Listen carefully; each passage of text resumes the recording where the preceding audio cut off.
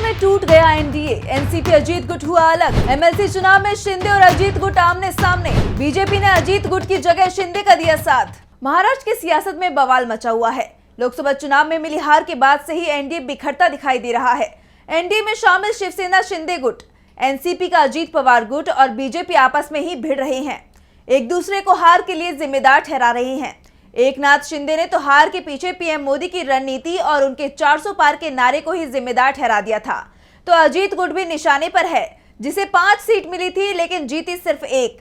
BJP Bihar के लिए NCP को ही जिम्मेदार मान रही थी, जिसके बाद अजीत पवार ने तो यहां तक चेतावनी दे दी थी कि अगर एनडीए के अंदर उनके दल को निशाना बनाया गया तो वो एनडीए छोड़ देंगे।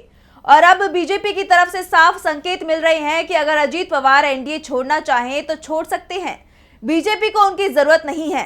साफ है, महाराष्ट्र में एनडीए अब पूरी तरह से बिखरता दिखाई दे रहा है।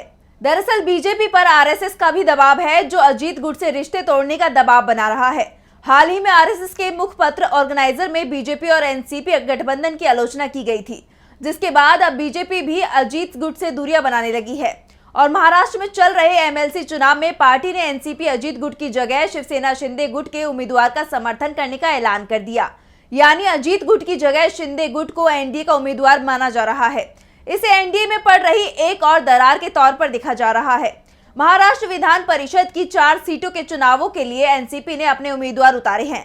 बीजेपी ने नासिक शिक्षक निर्वाचन क्षेत्र से एनसीपी कैंडिडेट महेंद्र भावसावर की जगह पर एक शिंदे गुट की पार्टी शिवसेना के उम्मीदवार किशोर दराड़े को समर्थन देने का ऐलान किया है। महाविकास आघाड़ी में शिवसेना यूबीटी 3 और कांग्रेस 1 सीट पर चुनाव लड़ रही है। शरद पवार की अगुवाई वाली एनसीपी ने इस चुनावों में कैंडिडेट नहीं उतारे हैं। जिस तरह से एनसीपी अजीत गुट के उम्मीदवार को बीजेपी ने एनडीए गठबंधन का उम्मीदवार मानने से इनकार किया, उसके बाद ये साफ हो गया है कि एनडीए में अजीत पवार अब पूरी तरह से अलग थलग हो चुके हैं।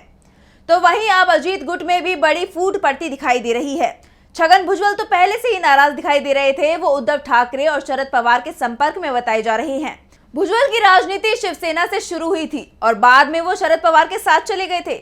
ऐसे में संकेत मिल रहे हैं कि वो शिवसेना यूबीटी या फिर शरद पवार के साथ जा सकते हैं।